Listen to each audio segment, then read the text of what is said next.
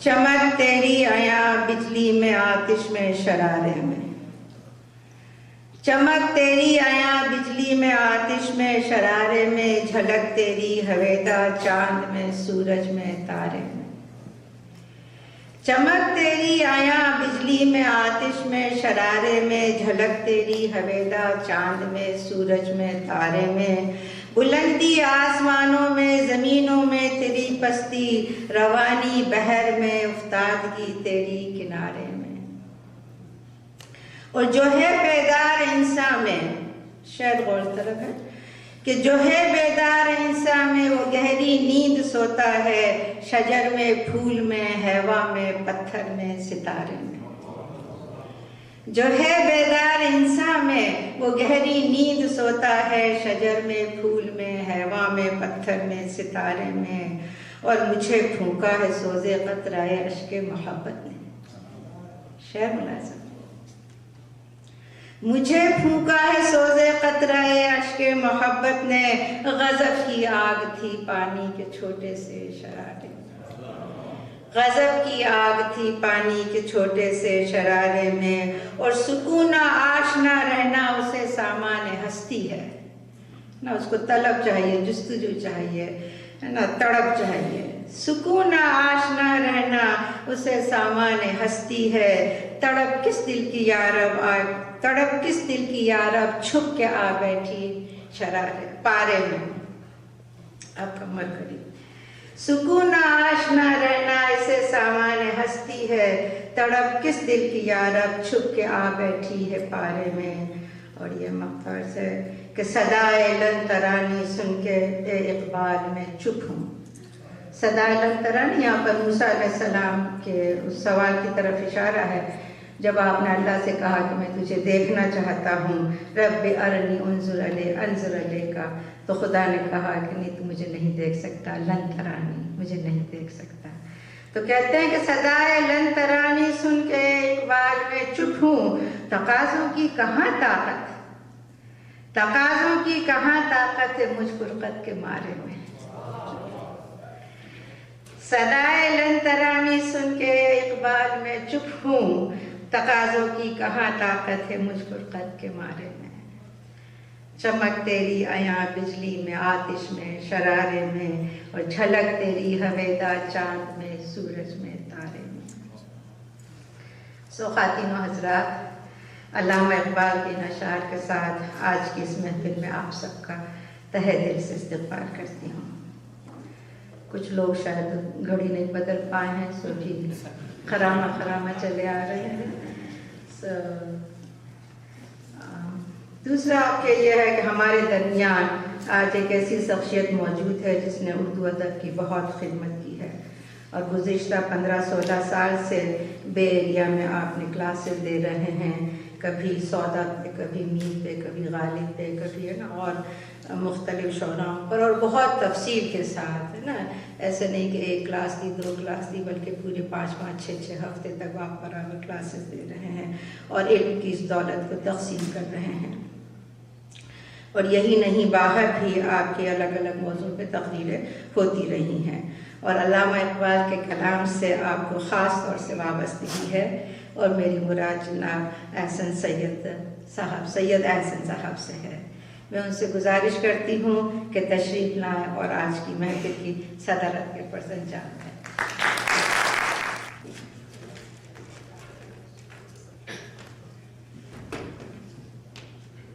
خواتین و حضرات، آپ سب اس امر سے بخوبی واقف ہیں کہ علامہ اقبال کی زندگی کے گونا گون پہلو ہیں، بلکہ پہلو در پہلو ہیں۔ ان کی زندگی کی بگھیا کئی طرح کے رنگا رنگ خوبصورت پھولوں سے سجی ہوئی ہے۔ ہمارے لیے یہ بہت مشکل معاملہ رہا کہ کن پھولوں کو چنیں اور کن پھولوں کو نہ چنیں، اور خاص طور سے جب آپ کی ٹوکری بہت چھوٹی ہو، ہے نا، 2 گھنٹے میں کیا کیا کیا جا سکتا ہے۔ اس لیے بہت سوچ سمجھ کر چند پھول بطور نذرانہ لائے ہیں، سو قبول کریں۔ میں اروند کنسر سے گزارش کرتی ہوں کہ تشریف لائیں اور علامہ اقبال کا کلام پیش کریں۔ آداب، میں آپ کی خدمت میں علامہ اقبال کی 2 نظمیں پیش کرنا چاہوں گا اگر اجازت ہو تو. ان سے علامہ اقبال کی وسعت نظر کا احساس ہوتا ہے. پہلی نظم کا عنوان ہے رام.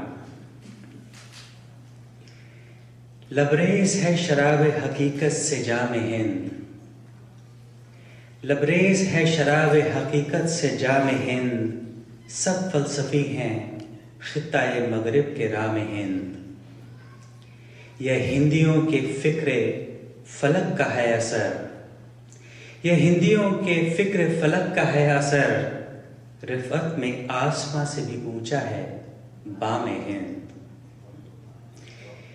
اس دیش میں ہوئے ہیں ہزاروں ملک سرشت، اس دیش میں ہوئے ہیں ہزاروں ملک سرشت، مشہور جن کے دم سے ہے دنیا میں نام ہند.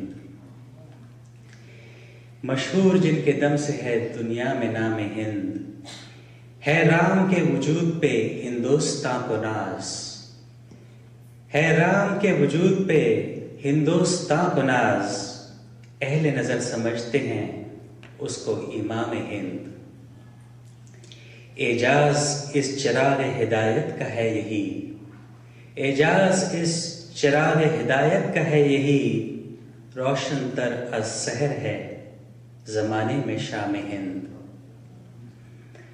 تلوار کا دھنی تھا شجاعت میں فرد تھا، تلوار کا دھنی تھا شجاعت میں فرد تھا، پاکیزگی میں جوش محبت میں فرد تھا. دوسری نظم کا عنوان ہے نیا شیوالے.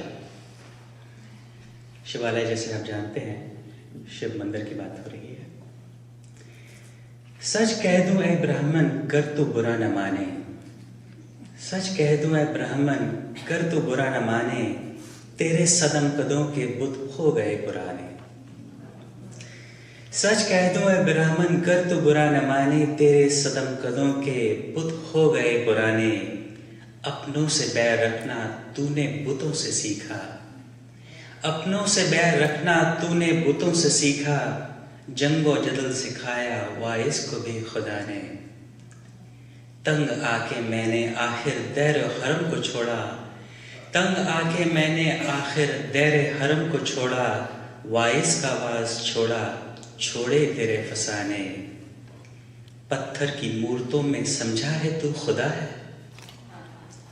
پتھر کی مورتوں میں سمجھا ہے تو خدا ہے، خاک وطن کا مجھ کو ہر ذرہ دیوتا ہے. آ غیریت کے پردے ایک بار پھر اٹھا دیں، بچھڑوں کو پھر ملا دیں، نقشے دوئی مٹا دیں. سونی پڑی ہوئی ہے مدت سے دل کی بستی، آ ایک نیا شیوالا اس دیش میں بنا دیں. سونی پڑی ہوئی ہے مدت سے دل کی بستی، آ ایک نیا شیوالا اس دیش میں بنا دیں. دنیا کے تیرتھوں سے اونچا ہو اپنا تیرتھ، دنیا کے تیرتھوں سے اونچا ہو اپنا تیرتھ، دامان آسماں سے اس کا کلش ملا دیں. ہر صبح اٹھ کے گائیں، ہر صبح اٹھ کے گائیں منتر وہ میٹھے میٹھے، سارے پجاریوں کو میں پیت کی پلا دیں. شکتی بھی شانتی بھی بھکتوں کے گیت میں ہے، شکتی بھی شانتی بھی بھکتوں کے گیت میں ہے، دھرتی کے باسیوں کی مکتی پریت میں ہے. اروند نے ابھی جو نظم پڑھی نیا شیوالا، سو 2 باتیں کہ ایک تو آپ نے غور کیا ہوگا کہ عربی اور فارسی کا اتنا بڑا عالم اور کس خوبصورتی سے اس نے ہندی کے الفاظ کو استعمال کیا ہے، اور دوسرا اروند آخری شعر تھا کہ شکتی بھی شانتی بھی بھکتوں کے گیت میں ہے، دھرتی کے باسیوں کی مکتی پریت میں ہے.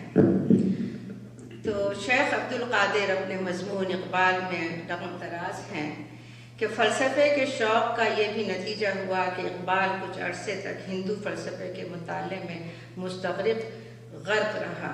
اور ایک دوست کو بتایا کہ اس فلسفے کے مطالعے سے طبیعت میں ایک قسم کا سکون محسوس ہونے لگا اور شانتی کے معنی سمجھ میں آئے. انہوں نے اور سب فلسفے کے ساتھ ساتھ ہندی فلسفہ بھی بہت پڑھا تھا. آئیے اسی شانتی، سکون اور اتحاد کو آگے بڑھاتے ہیں اور فاطمہ حسنین سے کہتے ہیں کہ وہ آئیں اور اپنی تیار کردہ نظم سنائیں. میں بانگ دراز سے ہندوستانی بچوں کا گیت سناؤں گی. پیش خدمت ہے.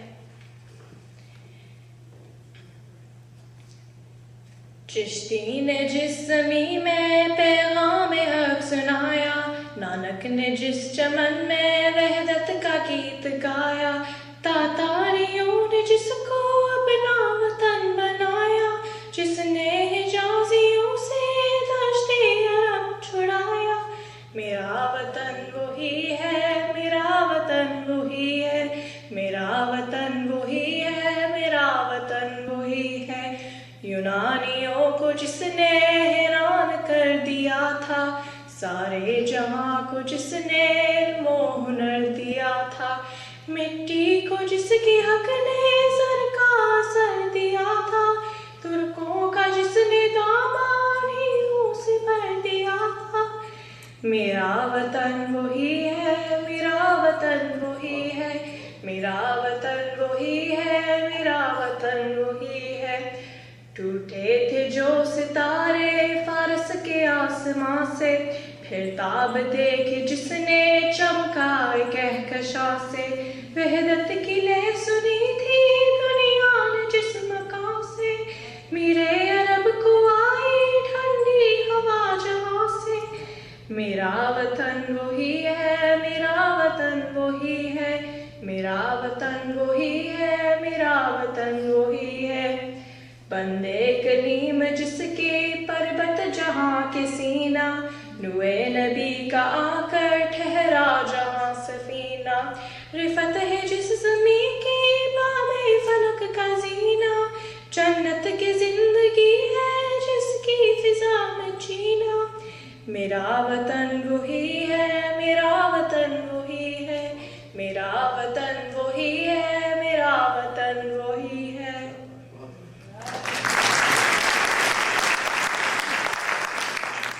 اہل محفل، جیسا کہ نیا پینا میں دپتی سے گزارش کرتی ہوں کہ آئیں اور علامہ کا کلام پیش کریں. محفل بھی سب کو آداب. آج میں علامہ اقبال کا ایک شعر پڑھ کر شروعات کروں گی. آپ کی اجازت ہو تو.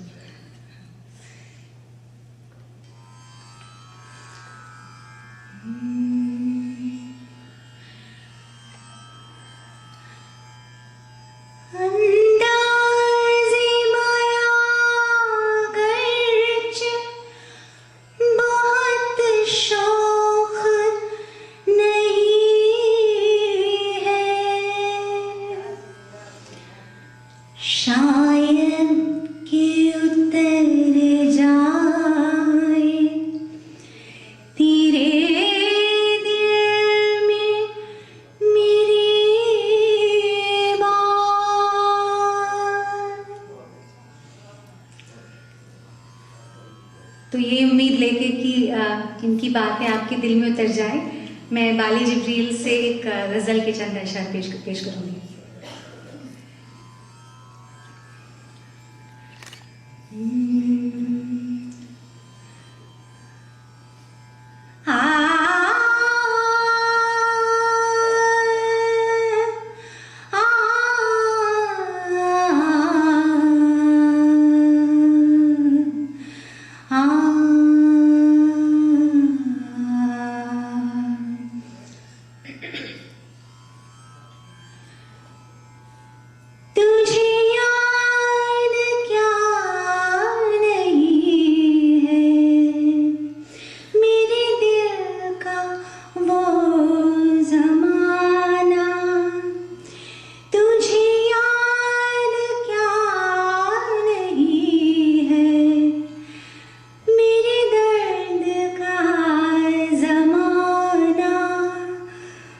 وہ ادب گہے محبت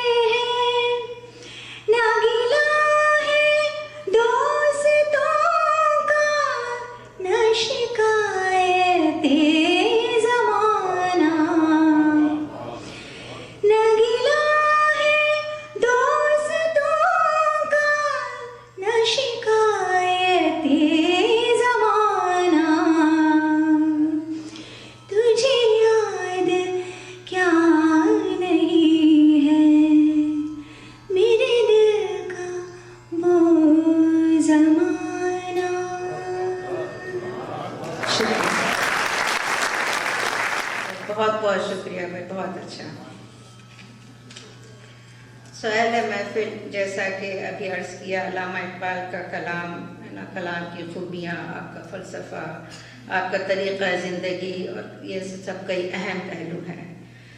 آج ہم ان کی تعلیم اور تربیت پر تھوڑی روشنی ڈالیں گے اور دوسرے پہلوؤں پر انشاءاللہ پھر کبھی بات کریں گے۔ آئیے اب ذرا تخیل کے سہارے میرے ہمراہ لاہور چلیے، کیونکہ بھاٹی دروازے کے اندر بازار حکیمہ میں امین الدین صاحب کے یہاں ایک مشاعرے کی طرح ڈالی گئی ہے۔ حکیم شجاع الدین میر مجلس ہیں اور شہر لاہور کے باذوق لوگ جمع ہیں۔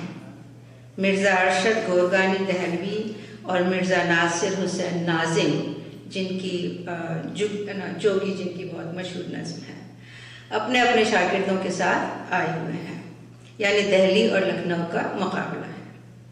کالج کے نوجوان طلبہ بھی شعر گوئی اور شعر فہمی کے شوق میں چلے آئے ہیں، داد سخن دے بھی رہے ہیں اور داخل سخن پا بھی رہے ہیں۔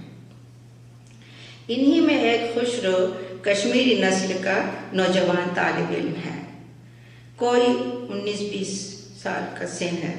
اسے کلام سنانے کے لیے کہا گیا تو یہ غزل پیش کی۔ حسرت نہیں کسی کی تمنا نہیں ہوں میں، حسرت نہیں کسی کی تمنا نہیں ہوں میں، مجھ کو نکالیے گا ذرا دیکھ بھال کے۔ حسرت نہیں کسی کی تمنا نہیں ہوں میں، مجھ کو نکالیے گا ذرا دیکھ بھال کے۔ کہتے ہیں ہنس کے جائیے ہم سے نہ بولیے، قربان جاؤں طرز بیان ملال کے۔ اور یہ شعر ملاحظہ ہو کہ کہتا ہے خضر دشت جنوں میں مجھے کہ چل، کہتا ہے خضر دشت جنوں میں مجھے کہ چل، آتا ہوں میں بھی پاؤں کے کانٹے نکال کے۔ کہتا ہے خضر دشت جنوں میں مجھے کہ چل، آتا ہوں میں بھی پاؤں کے کانٹے نکال کر۔ اور جب یہ طالب اس شعر پہ پہنچا کہ موتی سمجھ کے شان کریمی نے چن لیے، قطرے جو تھے میرے عرق انفعال کے، تو حاضرین شعر کا سننا تھا کہ اہل ذوق چونک اٹھے۔ انہیں یقین ہو گیا کہ اردو کے افق پر ایک درخشاں ستارہ نمودار ہوا ہے۔ ارشد گورگانی صاحب نے کہا، میاں اقبال یہ عمر اور یہ شعر؟ اس نے جھک کر داد قبول کی اور مقطع پڑھا جس میں دلی اور لکھنؤ کے جھگڑے پر اپنے خیالات کا اظہار کیا۔ اقبال لکھنؤ سے نہ دلی سے ہے غرض، اقبال لکھنؤ سے نہ دلی سے ہے غرض، ہم تو اسیر ہیں خم زلف کمال کے، ہم تو اسیر ہیں خم زلف کمال کے۔ اور اسی زمانے کی ایک اور غزل کے 2 شعر پیش کرتی ہوں جو اسی طرح کی ایک محفل میں آپ نے مشاعرے میں پڑھے تھے۔ یہ آپ کو ان کے کلام میں نہیں ملیں گے شاید، کیونکہ یہ بہت پرانے رسالوں سے نکالے گئے ہیں۔ شعر کہنا تو اقبال کو آتا نہیں مگر، شعر کہنا نہیں اقبال کو آتا ہے مگر، آپ کہتے ہیں سخنور تو سخنور ہی صحیح۔ شعر کہنا نہیں اقبال کو آتا ہے مگر، آپ کہتے ہیں سخنور تو سخنور ہی صحیح۔ اور یہ شعر ملاحظہ ہو کہ خوب سوجی ہے تہ دام کھڑک جاؤں گا، خوب سوجھی ہے تہ دام کھڑک جاؤں گا، میں چمن میں نہ رہوں گا تو میرے پر ہی صحیح، میں چمن میں نہ رہوں گا تو میرے پر ہی صحیح۔ سو آپ دیکھتے ہیں کہ وہ کپے نے کہا تھا پوت کے پاؤں پالنے میں ہی نظر آ رہے ہیں۔ سو خوب سوجھی ہے تہ دام کھڑک جاؤں گا، میں چمن میں نہ رہوں گا تو میرے پر ہی صحیح۔ سو یہ تھا محمد اقبال کی طالب علمی کے زمانے کا کلام۔ تعلیم اور تربیت کے ساتھ اس میں نکھار اور پختگی اور گہرائی آتی گئی۔ آئیے ان اسباب پر ایک اڑتی نظر ڈالیں۔ جیسا کہ ہم سب جانتے ہیں آپ کی پیدائش سیالکوٹ کی ہے 9 نومبر 1877 میں۔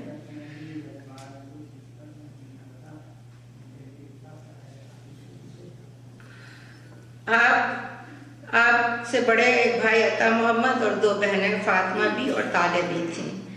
ابا شیخ نور محمد صوفی صفت انسان تھے، ماں کا نام امام بھی تھا اور بی جی کے نام سے مشہور تھیں۔ گھر کا ماحول بہت سادہ تھا۔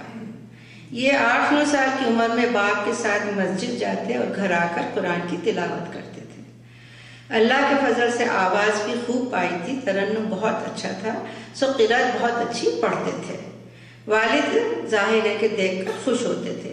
ایک دن انہوں نے کہا، ان کے ابا نے ان سے، کہ بیٹا قرآن پڑھو تو یہ سمجھ کر کہ اللہ خود تم سے مخاطب ہے، اللہ خود تم سے ہم کلام ہے، معاف کیجیے۔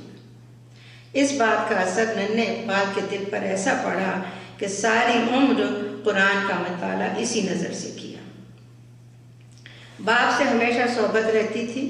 لکھتے ہیں کہ 1000 کتب خانے ایک طرف، یہ علامہ اقبال کے الفاظ ہیں، کہ 1000 کتب خانے ایک طرف اور باپ کی نگاہ شفقت ایک طرف، اسی لیے جب موقع ملتا ہے ان کی خدمت میں حاضر ہوتا ہوں اور پہاڑ پر جانے کے بجائے ان کی گرمی صحبت سے مستفید ہوتا ہوں۔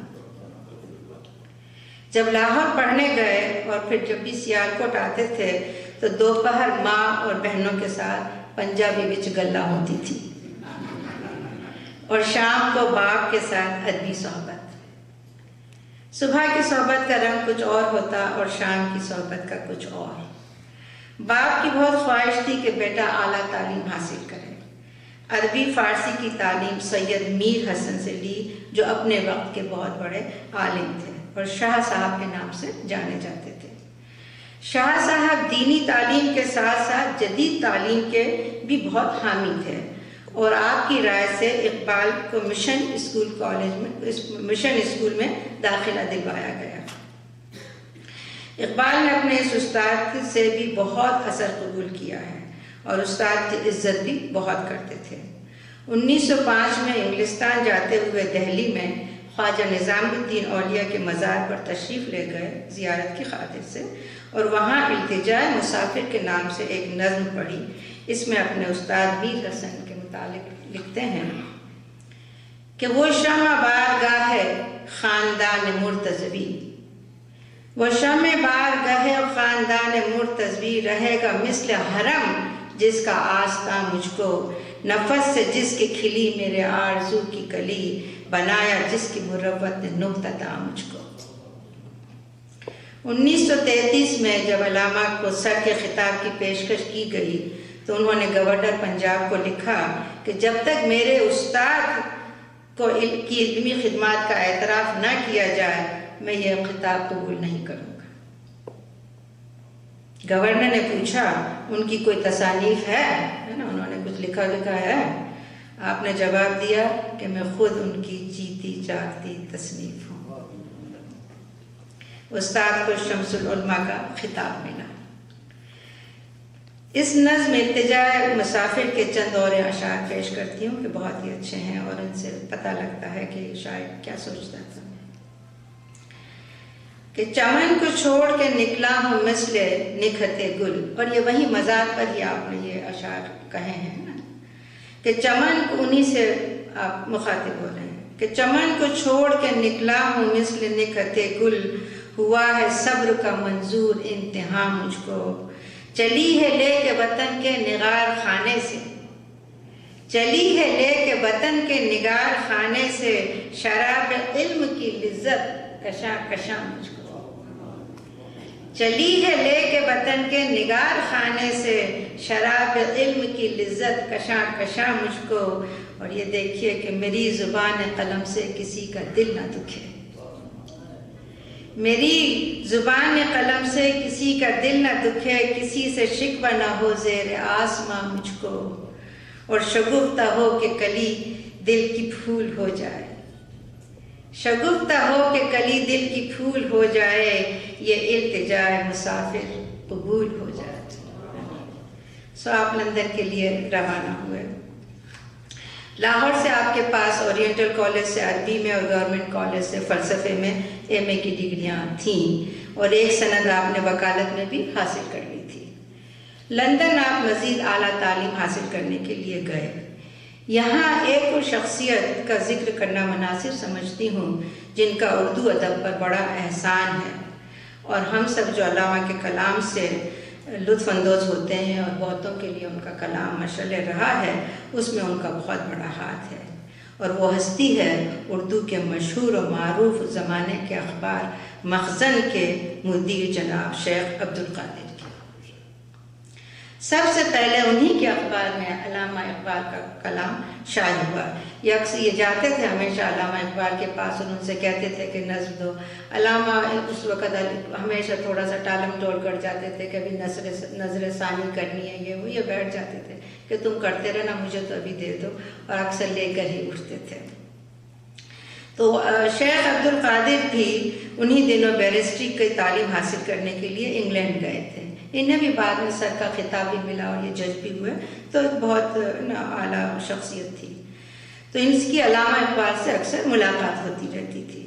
ایک دن علامہ نے ان سے کہا کہ میں نے ارادہ کیا ہے کہ شاعری نہیں کروں گا اور اس وقت کو کسی اور اچھے کام میں لگاؤں گا۔ شاعری بڑی جان کنی کا کام ہے، بڑی جان کنی کا، اور آپ نے کئی جگہ لکھا بھی ہے کہ بعض وقت انہوں نے ایک شعر کو 40 مرتبہ صحیح کیا ہے، سو ان کے لیے جان کنی کا کام تھا۔ عبدالقادر صاحب نے ان کو اس ارادے سے باز رکھنے کی کوشش کی، مگر علامہ کچھ مانے کچھ نہیں مانے، تو یہ طے پایا کہ پروفیسر آرنلڈ کے پاس جایا جائے اور ان سے رائے دی جائے، وہ جو کہیں اس پر عمل کیا جائے گا۔ آرنلڈ لاہور میں علامہ اقبال کے فلسفی کے استاد تھے، اور استاد اور شاگرد میں بہت بنتی تھی، اور کیوں نہ بنے کہ نا ایسا شاگرد جس کو ملے گا تو وہ استاد نا فخر کرے گا ہی۔ اور انگلینڈ جانے جب آرنلڈ ہمیشہ کے لیے انگلینڈ چلے گئے، تب علامہ نے نالائے فراق کے عنوان سے ایک نظم لکھی۔ ایک شعر پیش کرتی ہوں کہ بحر تسکین تیری جانب دوڑ کر آتا ہوں میں، بحر تسکین تیری جانب دوڑ کر آتا ہوں میں، توڑ کر پہنچوں گا میں پنجاب کی زنجیر کو۔ بہرحال علامہ اقبال اور عبدالقادر صاحب آرنلڈ صاحب کے پاس پہنچے اور ساری بات بتائی۔ انہوں نے شیخ عبدالقادر صاحب سے اتفاق رائے کی اور اقبال سے کہا کہ آپ کے لیے شاعری کو چھوڑنا جائز نہیں، جو وقت آپ اس کی نظر کرتے ہیں آپ کے لیے بھی مفید ہے اور ملک و قوم کے لیے بھی۔ ہماری خوش قسمتی کہ آرنلڈ صاحب نے یہ رائے دی۔ علمی دنیا آج تک ان کی اور شیخ عبدالقادر کی احسان مند ہے۔ جب آپ کے قلم سے ادب کے بے بہا موتی جھڑنے لگے تو اب شاعری کی شان میں آپ کے نو کے قلم سے یہ اشعار صفحہ کرتاس پر آئے کہ شاعر دل نواز بھی بات اگر کہے کھری، تاشی بھائی، شاعر دل نواز بھی بات اگر کہے کھری، ہوتی ہے اس کے فیض سے مزرعِ زندگی ہری، اور شان خلیل ہوتی ہے نا ابراہیم علیہ السلام، شان خلیل ہوتی ہے اس کے کلام سے عیاں، کرتی ہے اس کی قوم جب اپنا شعار آزری، اور اہل زمیں کو نسخہ زندگی دوام ہے، اہل زمیں کو نسخہ زندگی دوام ہے، خون جگر سے تربیت پاتی ہے جو سخنوری۔ تو بندی والی بات نہیں، مگر خون جگر سے تربیت پاتی ہے جو سخنوری۔ اور یہ شعر ملاحظہ ہو سید صاحب کہ گلشن دہر میں گرجوع میں سخن نہ ہو، گلشن دہر میں گرجوع میں سخن نہ ہو، پھول نہ ہو کلی نہ ہو سبزہ نہ ہو چمن نہ ہو، پھول نہ ہو کلی نہ ہو سبزہ نہ ہو چمن نہ ہو۔ خیر، ایک بار اور ہوئی کہ ہمارے شاعر کو اپنے خیالات کے اظہار کے لیے اردو زبان کا دامن کچھ تنگ ہونے لگا اور آپ فارسی زبان کی طرف مائل ہوئے۔ گاہے گاہے اردو میں کہتے، مگر فرس قلم فارسی کے میدان میں زیادہ گامزن رہنے لگا، یہاں تک کہ بعد کے اردو کلام میں بھی فارسی کی آمیزش کافی ہے۔ اردو والوں کو بات اچھی نہیں لگی اور دبے دبے لہجے میں شکایت بھی کی اور اردو میں لکھنے کی درخواست بھی، لیکن فارسی میں لکھنے سے آپ کا کلام اور آپ کے کلام کے ذریعے مشرقی فلسفہ اور حکیمانہ نقطے دور دور تک پھیلے، اور آج بھی ایران میں آپ اقبال لاہوری کے نام سے یاد کیے جاتے ہیں اور آپ کے کلام کی بڑی عزت کی جاتی ہے۔ انگلینڈ میں تعلیم کے ساتھ ساتھ آپ نے مغربی تہذیب کا بہت گہرائی سے مشاہدہ کیا اور اس وقت کی کئی نامور ہستیوں سے ملاقات اور تبادلہ خیالات کرنے کا موقع بھی ملا۔ آپ نے لندن یونیورسٹی میں عربی بھی پڑھائی اور خود آپ نے کیمبرج سے BA کی ڈگری حاصل کی اور پھر جیسا کہ ہم سب جانتے ہیں بیرسٹری کی ڈگری بھی حاصل کی، اور جرمنی میں میونک یونیورسٹی سے آپ کو ڈاکٹریٹ کی ڈگری سے نوازا۔ یہ سب کچھ لے کر 1908 میں آپ وطن واپس تشریف لائے۔ یہاں میں ان کے دیرینہ دوست غلام بھیک نیرنگ ہے نا، جو کالج کے زمانے سے ان کے ساتھ تھے، وہ خود بھی شاعر تھے اور علامہ سے ان سے برابر ملاقات رہتی تھی، ان کی زبانی کچھ کہنا چاہوں گی۔ نیرنگ لکھتے ہیں کہ یورپ سے ان کی واپسی کے بعد ان سے ملنے لاہور گیا۔ وہ اس وقت امرتسر میں تھے، سو لاہور گیا اور سیدھا ان کے گھر پہنچا۔ ملازموں نے میری پذیرائی کی، مگر معلوم ہوا کہ اقبال کہیں گھومنے گئے ہوئے ہیں۔ میں نے کہا خدا کا شکر کہ اقبال نے بھی گھر سے نکلنا سیکھا۔ تھوڑی دیر بعد وہ آئے تو میں نے دیکھا کہ نستعلیق ہے نا نفیس سوٹ پہنے ہوئے ہیں۔ دوسرا شکر ادا کیا کہ اقبال نے لباس پہننا سیکھا۔ اس سے پیشتر وہ لباس کے بارے میں سادہ ہی نہیں بلکہ لاپرواہ تھے۔ خیر گلے ملے، مزاج کرسی ہوئی، سوٹ اتر گیا اور وہی ہمیشہ کا تہمت بند گیا، وہی بنیان بدن پہ رہ گیا اور وہی کمبل شانوں پر سوار ہو گیا اور ہم نفس یعنی حقہ حاضر ہو گیا۔ میں اور اقبال پہلے کی طرح فرش پر بیٹھ گئے، دنیا بھر کی باتیں چھڑ گئیں۔ میرے قیام کے 3 دن گزر گئے، کہاں اقبال اور کہاں گھر سے نکلنا اور کس کا سوٹ ہے نا۔ یورپ ہو آئے، یہ 2 جملے ذرا غور کیجیے گا کہ یورپ ہو آئے، دماغ کو گونا گون فضائل علمی سے آراستہ کر لائے، سینے کو طرح طرح کی امنگوں اور عزائم سے بھر لائے، مگر رندی اور قلندری میں فرق نہ آیا۔ سو یہ تھے نیرنگ کے الفاظ۔ سو ہم نے دیکھا کہ باغ کی آغوش شفقت سے لے کر سید میر حسن کا مکتب اور مختلف دانشگاہیں، قابل اساتذہ، مغرب اور مشرق کے فلسفے کا مطالعہ وغیرہ علامہ کی تعلیم و تربیت میں شامل رہے۔ مگر اس کے علاوہ ایک اور مدرسہ ہے جس کا ان کی تعلیم و تربیت پر اور خاص طور سے ان کے تخلیقی کام پر بہت زیادہ اثر پڑا ہے، بہت ہاتھ رہا ہے۔ یہ ایسا مدرسہ ہے کہ یہاں کا طالب علم کامیابی کے مدارج طے ہی کرتا چلا جاتا ہے۔ اس مدرسے کا ذکر سید ابو الحسن علی ندوی صاحب نے کیا ہے، جو علامہ کے ساتھ جن کے بڑے اچھے اور گہرے تعلقات تھے۔ آپ نے اس مدرسے کو داخلی یعنی دل و ضمیر کا مدرسہ کہا ہے، جو ہونے کو ہم سب کے پاس ہے۔ آپ لکھتے ہیں، سید ابو الحسن ندوی لکھتے ہیں کہ اقبال کی سیرت اور شخصیت، اس کا علم و فضل اور اخلاق سب کا سب مرہون منت ہے اس قلبی دبستان کا جس میں اقبال نے برسوں زانوئے تلمس تہ کیا، یعنی اس کے شاگرد رہے۔ اب یہ سارا جو کچھ میں کہہ رہی ہوں وہ سب سید ابو الحسن ندوی صاحب کے خیالات ہی کا نچوڑ ہے۔ جب آپ نے اس مدرسے میں داخلہ لیا تو سب سے پہلے آپ کو ایمان اور یقین حاصل ہوا۔ یقین اقبال کا سب سے پہلا مربی اور مرشد رہا۔ تخلیق اور حکمت کے چشمے یہیں سے پھوٹے ہیں۔ آگے چل کر آپ لکھتے ہیں کہ اگر کسی کے کلام میں یقین اور محبت کی روح کار فرما نہیں ہے تو وہ ایک موضوع کلام ہو سکتا ہے لیکن زندہ جاوید کلام نہیں ہو سکتا۔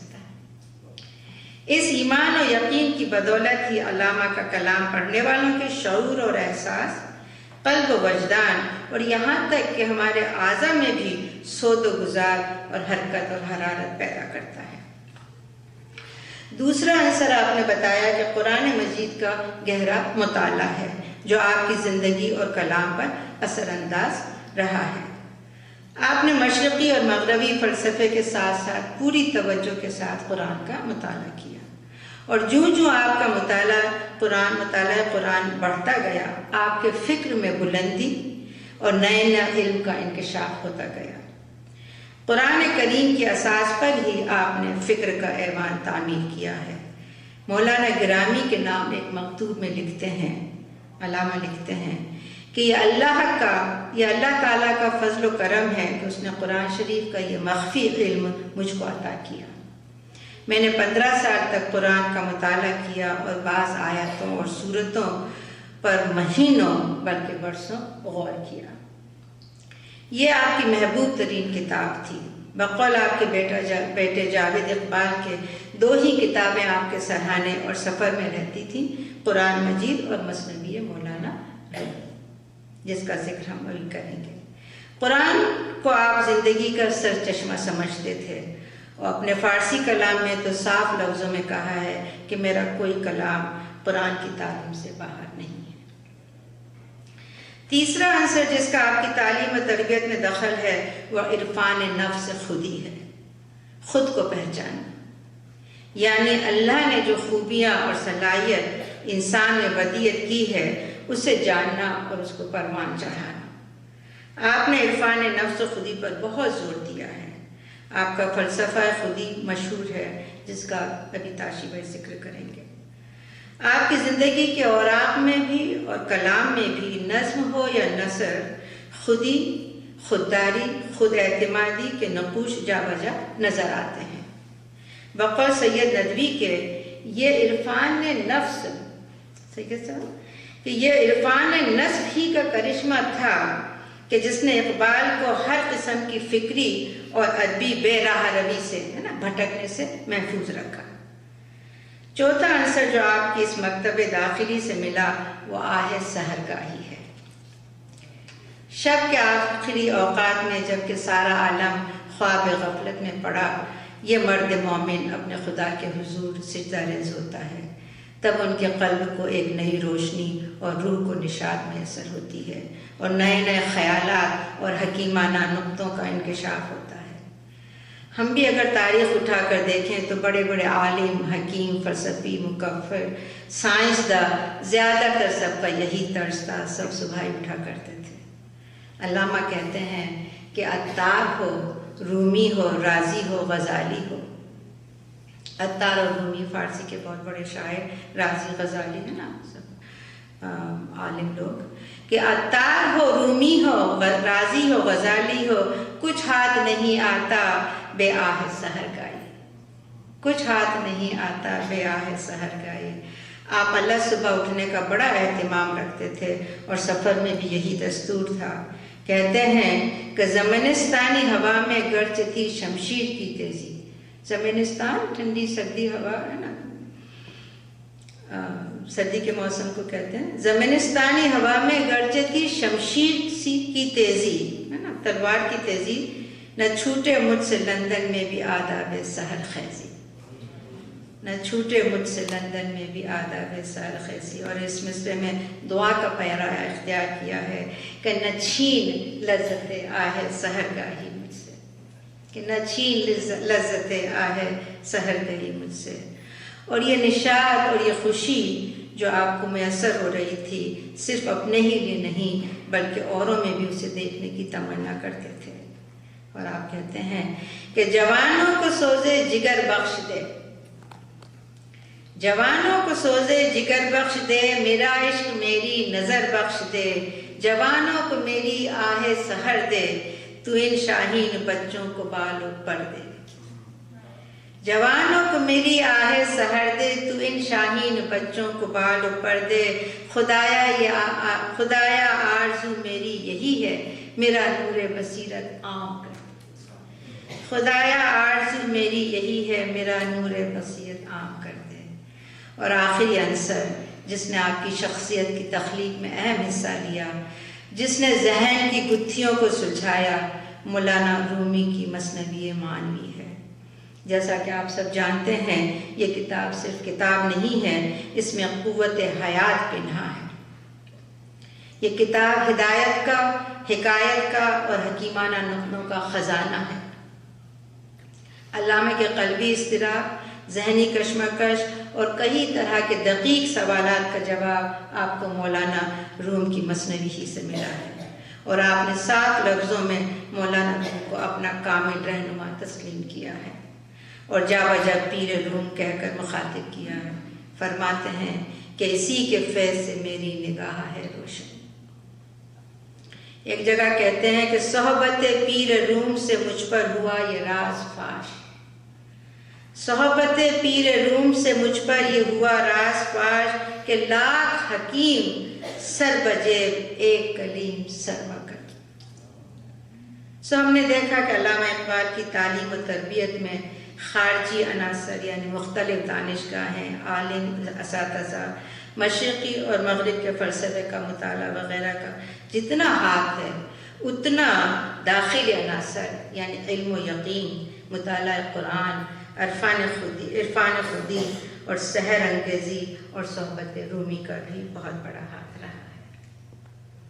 علامہ نے غزل میں مرد مومن کی خوبیاں اور خصلتوں کا ذکر کیا ہے۔ آپ خود ان خوبیوں کا مجسمہ تھے۔ میں وہ اشعار بطور خراج عقیدت پیش کرتے ہوئے اپنی بات ختم کرتی ہوں۔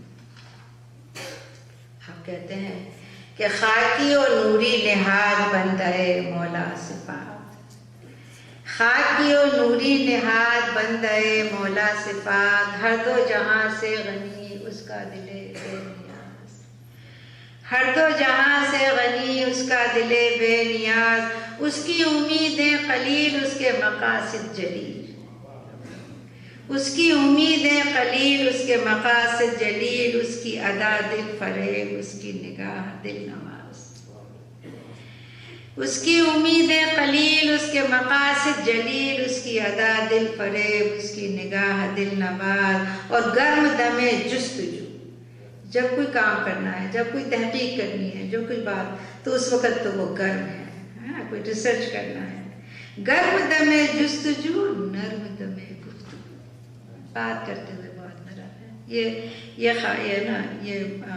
اس کی صفت ہے کہ گرم دم جستجو نرم دم گفتگو، رزم ہو یا کہ بزم، پاک دل و پاک ذات، خاکی و نوری نہاد بندے مولا صفات، ہر دو جہاں سے غنی اس کا دل بے نیاز۔ بہت بہت شکریہ۔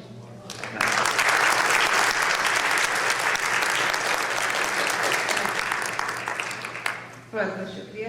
اب میں مہناز سے گزارش کرتی ہوں کہ آئیں اور اپنے مخصوص انداز میں علامہ کا کلام سنیں۔ اقبال کی شاعری کئی ارتقائی منازل سے گزری ہے۔ جو غزل میں پیش کر رہی ہوں یہ ان کے ابتدائی دور کی ترجمان ہے۔ شعر ہے کہ انوکھی وضع ہے سارے زمانے سے نرالے ہیں، انوکھی وضع ہے سارے زمانے سے نرالے ہیں، یہ عاشق کون سی بستی کے یارب رہنے والے ہیں، انوکھی وضع ہے سارے زمانے سے نرالے ہیں، یہ عاشق کون سی بستی کے یارب رہنے والے ہیں، علاج درد میں بھی درد کی لذت پہ مرتا ہوں، علاج درد میں بھی درد کی لذت پہ مرتا ہوں، جو تھے چھالوں میں کانٹے نو کے سوزن سے نکالے ہیں، اور پھلا پھولا رہے یارب چمن میری امیدوں کا، پھلا پھولا رہے یارب چمن میری امیدوں کا، جگر کا خون دے دے کر یہ بوٹے میں نے پالے ہیں، جگر کا خون دے دے کر یہ بوٹے میں نے پالے ہیں۔ اور شعر سنیے گا کہ رلاتی ہے مجھے راتوں کو خاموشی ستاروں کی، رلاتی ہے مجھے راتوں کو خاموشی ستاروں کی، نرالا عشق ہے میرا نرالے میرے نالے ہیں، نرالا عشق ہے میرا نرالے میرے نالے ہیں، اور نہ پوچھو مجھ سے لذت خانماں برباد رہنے کی، نہ پوچھو مجھ سے لذت خانماں برباد رہنے کی، نشیمن سینکڑوں میں نے بنا کر پھونک ڈالے ہیں، اے گھر کی آسائشیں اٹھانے والے تجھے کیا پتا کیا مزہ ہے برباد رہنے میں، در بدر کرنے میں کہ نشے من سینکڑوں میں نے بنا کر پھونک ڈالے ہیں. اور پھر ہے کہ نہیں بیگانگی اچھی رفیق راہ منزل سے، نہیں بیگانگی اچھی رفیق راہ منزل سے، ٹھہر جائے شرر ہم بھی تو آخر مٹنے والے ہیں، ٹھہر جائے شرر ہم بھی تو آخر مٹنے والے ہیں. اور امید حور نے سب کچھ سکھا رکھا ہے باعث کو، امید حور نے سب کچھ سکھا رکھا ہے باعث کو، یہ حضرت دیکھنے میں سیدھے سادے بھولے بھالے ہیں. امید حور نے سب کچھ سکھا رکھا ہے باعث کو، یہ حضرت دیکھنے میں سیدھے سادے بھولے بھالے ہیں. اور انوکھی وضع ہے سارے زمانے سے نرالے ہیں، یہ عاشق کون سی بستی کے یارب رہنے والے ہیں.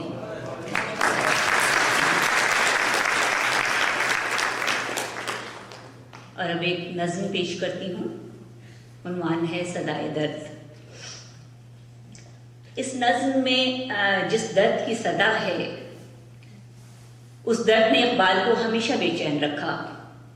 وہ چاہتے تھے کہ دنیا کے سارے انسان ایک قوم، ایک نسل، ایک ملت بن جائیں، قومی اور ملکی امتیازات مٹ جائیں اور ایک عالمگیر انسانی برادری کا قیام عمل میں آئے، جہاں محبت ہو، اخوت ہو، مساوات ہو اور ہر انسان میں کائنات کو تسخیر کرنے کی لگن ہو. وہ عالم انسانی کو اپنی شاعری اور افکار کے ذریعے آمادہ عمل کرنا چاہتے تھے، اور یہی اقبال کا خواب تھا، اتحاد اور عمل، عمل اور اتحاد. تو اشعار پیش کرتی ہوں. صدائے درد. جل رہا ہوں کل نہیں پڑتی کسی پہلو مجھے، جل رہا ہوں کل نہیں پڑتی کسی پہلو مجھے، ہاں ڈبو دے، ہاں ڈبو دے اے محیطے آب گنگا تو مجھے. میں جل رہا ہوں اے گنگا کے پانی میری آگ کو بجھا دے. جل رہا ہوں کل نہیں پڑتی کسی پہلو مجھے، ہاں ڈبو دے اے محیطے آب گنگا تو مجھے. سرزمین اپنی قیامت کی نفاق انگیز ہے، سرزمین اپنی قیامت کی نفاق انگیز ہے، وسیع کیسا یا تو ایک قرب فراق انگیز ہے. بدلے یک رنگی کے یہ ناآشنائی ہے غضب، بدلے یک رنگی کے یہ ناآشنائی ہے غضب، ایک ہی خرمن کے دانوں میں جدائی ہے غضب، ایک ہی خرمن کے دانوں میں جدائی ہے غضب. جس کے پھولوں میں اخوت کی ہوا آئی نہیں، جس کے پھولوں میں اخوت کی ہوا آئی نہیں، اس چمن میں کوئی لطف نغمہ پیرائی نہیں، اس چمن میں کوئی لطف نغمہ پیرائی نہیں. اور لذت قرب حقیقی پر مٹا جاتا ہوں میں، لذت قرب حقیقی پر مٹا جاتا ہوں میں، اختلاط موجہ و ساحل سے گھبراتا ہوں میں. دانۂ خرمن نما ہے شاعر موجز بیاں، دانۂ خرمن نما ہے شاعر موجز بیاں، ہو نہ خرمن ہی تو اس دانے کی ہستی پھر کہاں. اور شعر کہتے ہیں کہ حسن ہو کیا خود نما جب کوئی مائل ہی نہ ہو، حسن ہو کیا خود نما جب کوئی مائل ہی نہ ہو، شمع کو جلنے سے کیا مطلب جو محفل ہی نہ ہو، شمع کو جلنے سے کیا مطلب جو محفل ہی نہ ہو. اور ذوق گویائی خاموشی سے بدلتا کیوں نہیں، ذوق گویائی خاموشی سے بدلتا کیوں نہیں، میرے آئینے سے یہ جوہر نکلتا کیوں نہیں، میرے آئینے سے یہ جوہر نکلتا کیوں نہیں. اور کب زباں کھولی ہماری لذت گفتار نے، غور کیجیے گا اس شعر کے اوپر کہ کب زباں کھولی ہماری لذت گفتار نے، پھونک ڈالا جب چمن کو آتش پیکار نے. جب ہماری آپس کی لڑائی نے ہی وطن کو آگ لگا دی تو کب زباں کھولی ہماری لذت گفتار نے، پھونک ڈالا جب چمن کو آتش پیکار میں اور جل رہا ہوں کل نہیں پڑتی کسی پہلو مجھے، ہاں ڈبو دے اے محیطے آب گنگا تو مجھے۔ بہت شکریہ۔ ابھی میں نازنہ ذکر عمل کا کیا۔ خواتین و حضرات، علامہ اقبال ایک پیامی شاعر تھے۔ اپنے کلام کے ذریعے کئی پیغام ہم تک پہنچائے ہیں، اور ایک پیغام ان کے کلام میں بانگ طرح کی طرح گونجتا سنائی دیتا ہے، اور وہ ہے عمل کا پیغام۔ آپ کا عقیدہ تھا کہ کوئی بھی انسان، کوئی قوم ترقی نہیں کر سکتی جب تک کہ وہ عمل کے در پہ نہ ہو، اور تقدیر کے بھروسے بیٹھ کر اور کاہلی کو اپنا کر آگے نہیں بڑھا جا سکتا۔ اور عمل بھی کیسا کہ عمل پہ ہم بار بار لگاتار مسلسل عمل کرنا۔ اور دو چار اشعار اسی پہ میں عرض کرتی ہوں۔ یہ شعر میں عام طور سے اپنے سب طالب علموں کو دیتی ہوں کہ دریا میں موتی اے موج بے باک، دریا میں موتی اے موج بے باک، ساحل کی سوغات خارو خسو خاشاک۔ موتی لینا ہے تو دریا میں کودنا پڑے گا، گہرائی میں جانا پڑے گا، محنت کرنی پڑے گی، مشقت کرنی پڑے گی، تب جا کے موتی ملے گا۔ اور اگر ساحل پہ بیٹھے رہو گے تو وہ کچرا پچرا آئے گا، اسی میں بیٹھے رہو۔ دریا میں موتی اے موج بے باک، ساحل کی سوغات خارو خسو خاشاک۔ اور یہ تو مشہور شعر ہے کہ یقین محکم عمل پہ ہم، محبت فاتح عالم، سبھی کچھ اس میں آ گیا۔ یقین محکم عمل پہ ہم، محبت فاتح عالم، جہاد زندگی میں ہے یہی مردوں کی شمشیر۔ اور پھر یہ ایک اور شعر عرض کرتی ہوں، بہت ہی مشہور اور معروف ہے۔ جس نے مذہب کے، نسل و نسب کے، اقتدار کی، اونچ اور نیچ کی سب دیواریں گرا دی۔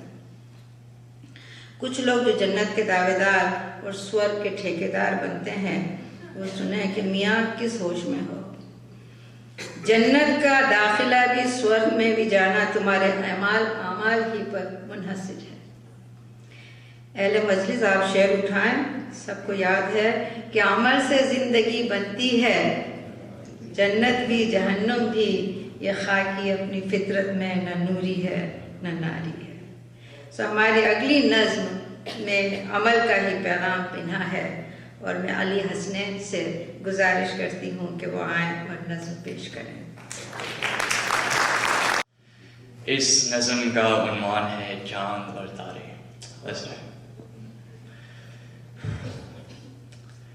ڈرتے ڈرتے دمے سحر سے، تارے کہنے لگے قمر سے،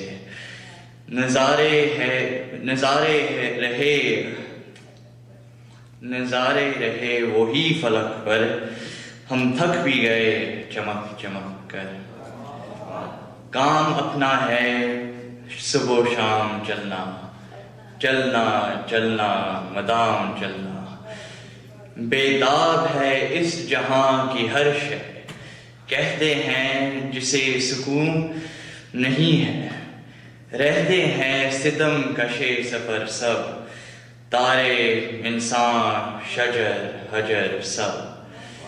ہوگا کبھی ختم یہ سفر کیا، منزل کبھی آئے گی نظر کیا، کہنے لگا جان ہم نشینوں، اے مزرعے شب کے خوشا چینوں، جنبش سے ہے زندگی جہاں کی، یہ رسم قدیم ہے یہاں کی، جنبش سے ہے زندگی جہاں کی، یہ رسم قدیم ہے یہاں کی، ہے دوڑتا اشہب زمانہ، کھا کھا کے طلب کا تازیہ، اس رہ میں مقام بے محل ہے، پوشیدہ قرار میں اجل ہے، چلنے والے نکل گئے ہیں، جو ٹھہرے ذرا کچل گئے ہیں،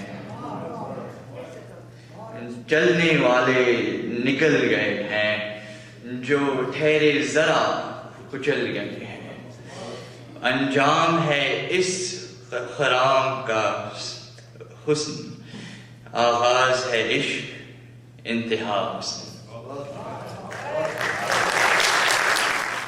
اب ہماری اگلی پڑھنے والی محترمہ طلعت قدیر خان ہیں، وہ علامہ کا کلام پیش کریں گی۔ آپ کا تعلق کراچی سے ہے اور آپ نے آرگینک کیمسٹری میں ایم اے کیا اور کچھ عرصے کراچی میں پڑھایا، پھر یہاں آ کر بھی تدریس کا سلسلہ جاری رہا۔ ابھی 2-3 سال ہوئے ان سے آپ سبکدوش ہوئی ہیں۔ ادب اور موسیقی باپ سے ورثے میں ملی۔ ابا خود شاعر تھے اور موسیقی کے دلدادہ تھے۔ وہ ایک غزل اور ایک نظم پیش کریں گی۔ نظم ہے لالائے صحرا۔ میں چند الفاظ لالہ کے بارے میں کہنا چاہوں گی جو علامہ اقبال کے کلام میں جگہ جگہ بہت زیادہ استعمال ہے۔ علامہ نے ویسے بھی بہت ساری بہترین تشبیہ اور استعارے استعمال کی ہیں، اس میں سے لالہ ایک ہے۔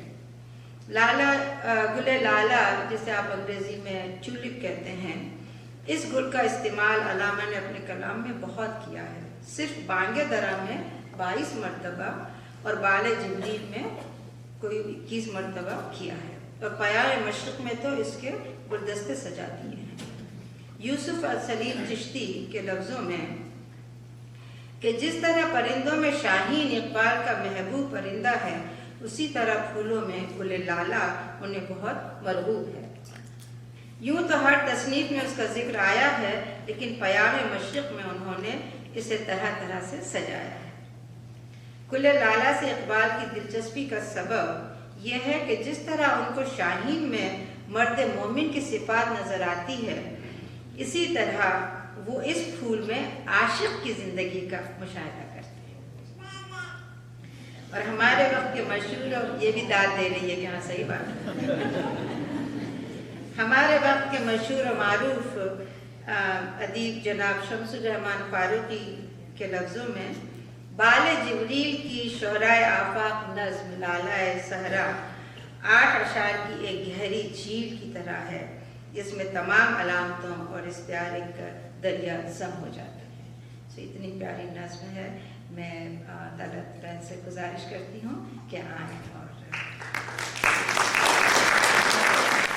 آداب۔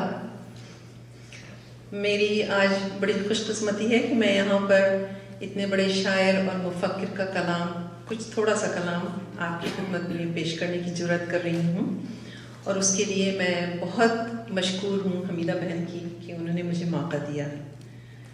تو عرض کرتی ہوں جناب صدر آپ کی اجازت سے۔ حمیدہ بہن نے بتا دیا ہے کہ پہلی نظم میری ہے لالائے صحرائی۔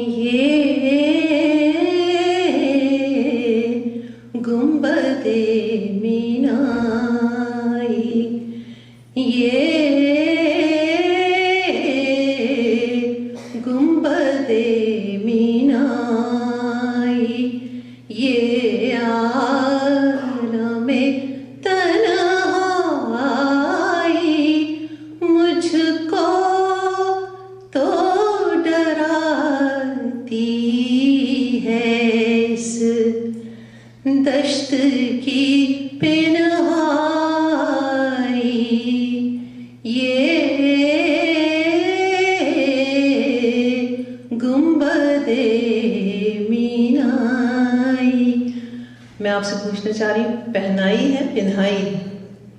جی پہنائی، اچھا، کچھ لوگوں کا خیال ہے پنہائی۔ شکریہ۔ بھٹکا ہوا راہی تو، بھٹکا ہوا راہی میں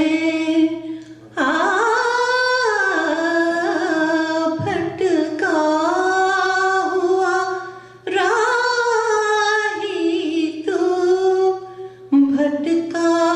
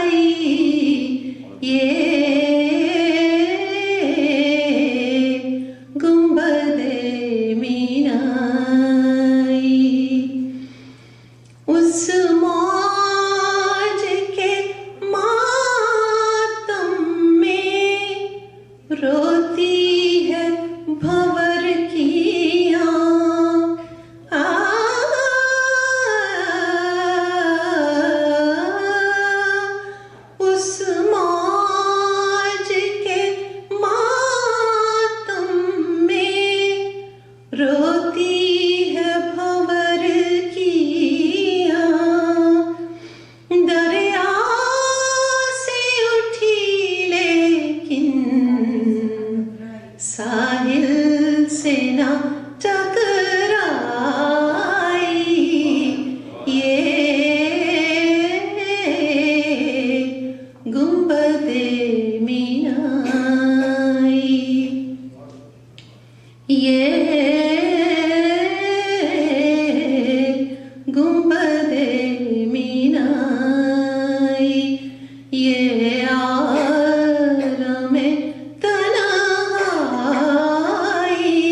मुझको तो डराती है इस दश्त की पहनाई ये गुंबदे मीनाई।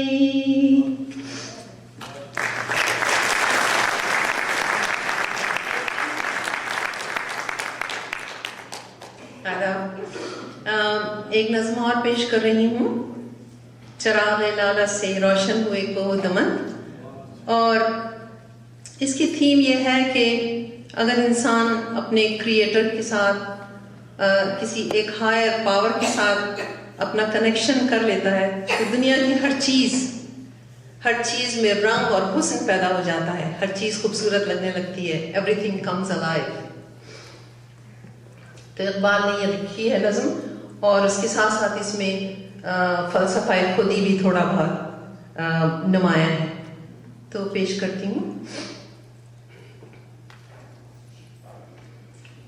फिर चराग़े लाला से रोशन हुए को दमन,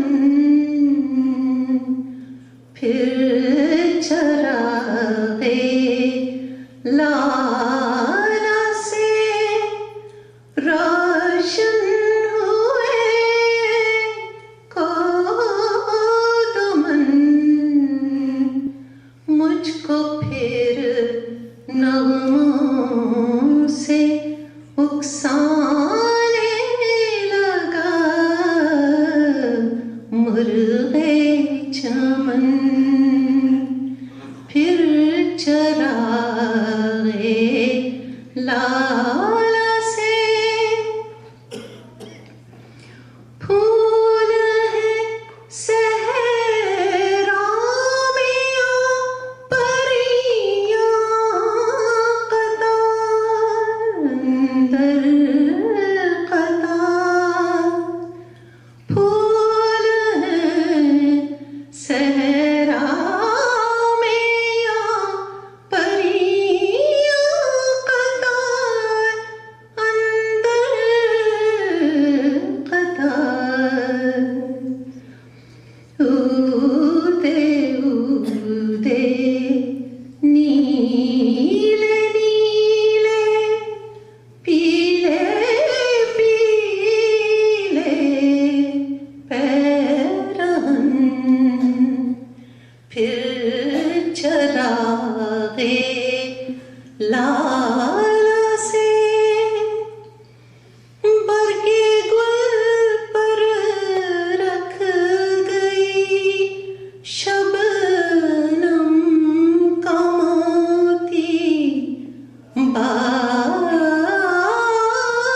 सुबह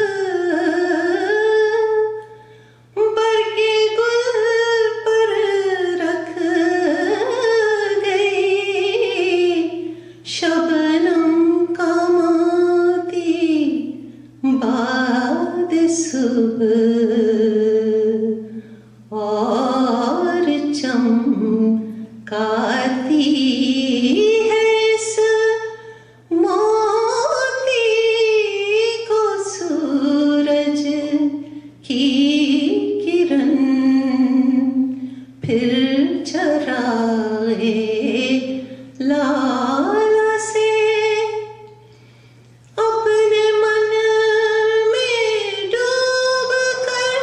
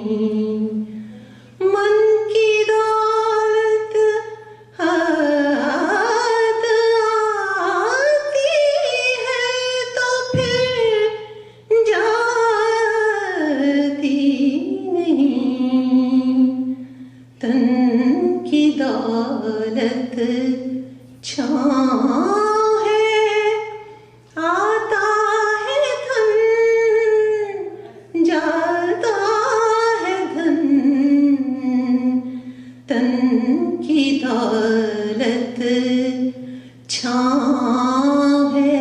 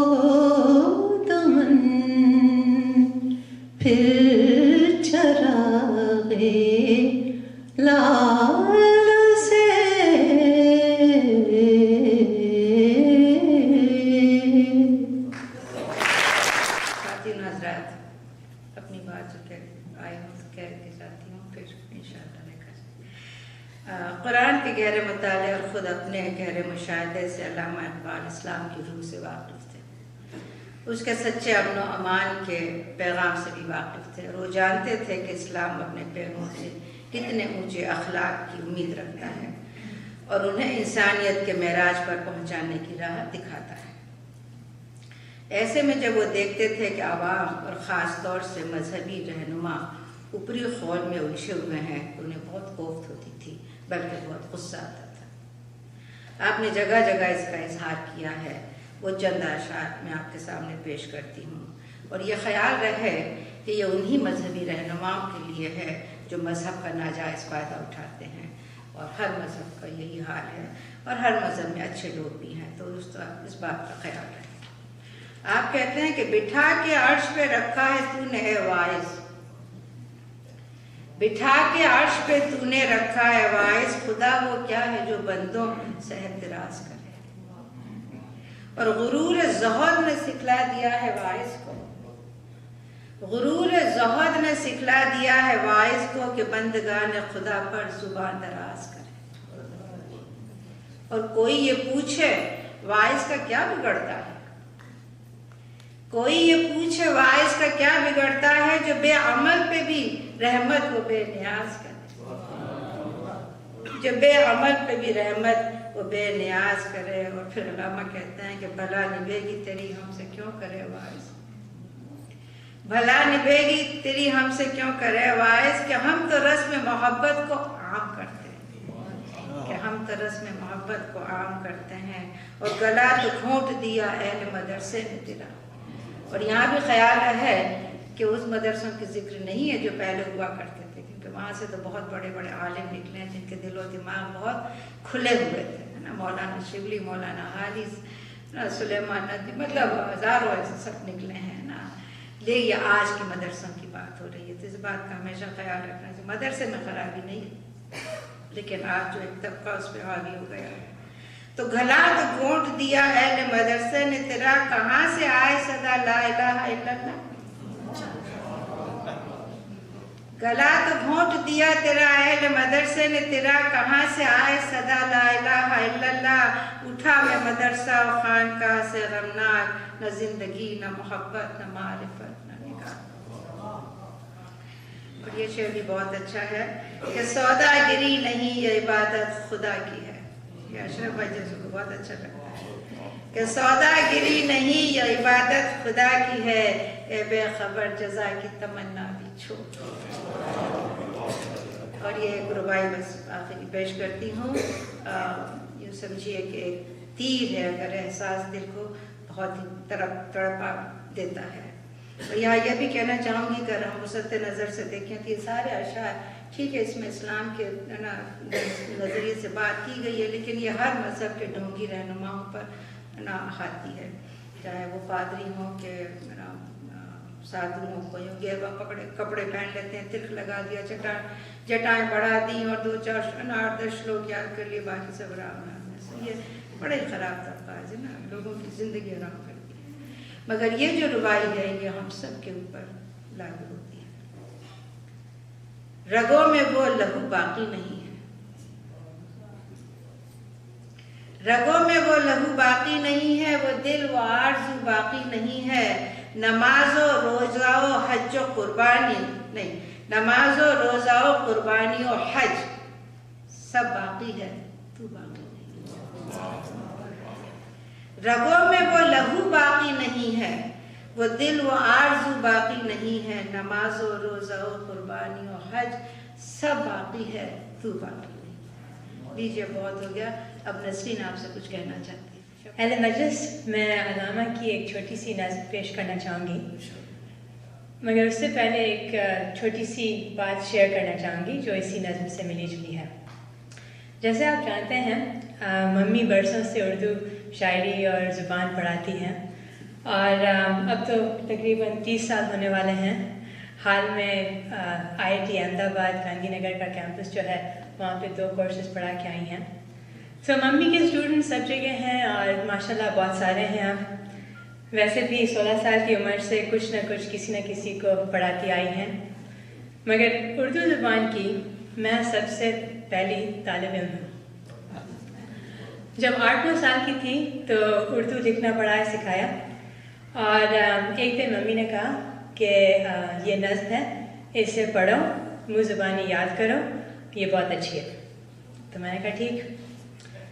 अब आप जानते हैं कि उर्दू में ज़बर ज़ेर जो वावल्स हैं, वो हिंदी में छोटी मात्रा जो कहते हैं हम, वो उर्दू वाले लिखते नहीं हैं।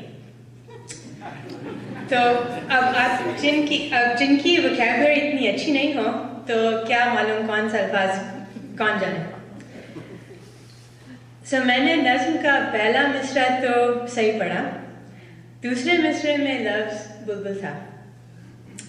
मैंने बलबुल कहा, मम्मी ने घूर के देखा, मैंने बिल्कुल कहा, वापस डांट पड़ी। तीसरी बार तो ठीक होना ही था बुलबुल। रोते धोते 2-3 और शेर पढ़े उस दिन। अगले दिन मम्मी ने सब अल्फाज पे ज़बर ज़ेर पेश बराबर लगाए और मैंने नज़्म जल्दी जल्दी सही और बिना डांट खाई हुई पढ़ी। लीजिए, छोटी सी सिंपल सी नज़्म है जो अलामा ने बच्चों के लिए लिखी, हमदर्दी। टहनी पे किसी शजर की तन्हा बुलबुल था कोई उदास बैठा, कहता था कि रात है अंधेरी, उड़ने जुगने में दिन गुजारा, पहुंचूं किस तरह आशियां तक, हर चीज पे छा गया अंधेरा। सुन के बुलबुल की आगुजारी, जुगनू कोई पास ही से बोला, हाजिर हूँ मदद को जानू दिल से, कीड़ा हूँ अगरचे मैं जरा सा। क्या गम है जो रात है अंधेरी, मैं राह में रोशनी करूँगा। क्या गम है जो रात है अंधेरी, मैं राह में रोशनी करूँगा। अल्लाह ने दी है मुझको मशअल, मैं चमका के रोशनी करूँगा।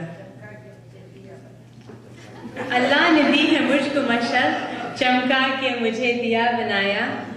آتے ہیں لوگ اب اسی یاد ٹھیک سے نہیں کیا ہیں لوگ وہی جہاں میں اچھے آتے ہیں جو لوگ کام دوسروں کے.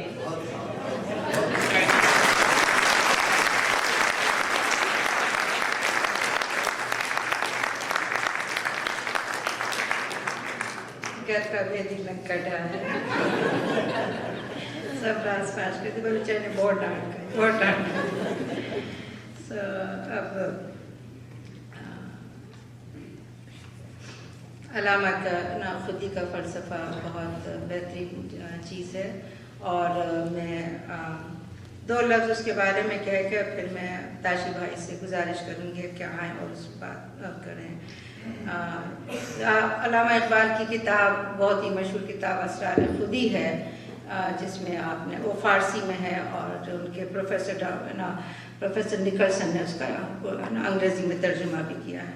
انہوں نے ایک اور اس پہ کیونکہ آپ نے فارسی کے بہت ہی مشہور شاعر حافظ شیرازی کا تھوڑا سا ان کے اشعار جو تھے اس کے اوپر آپ نے تنقید کی تھی, اعتراض کیا تھا کیونکہ وہ تھوڑے سے مایوسی کن اشعار تھے تو وہ علامہ کے فلسفے سے نہیں ملتے تھے.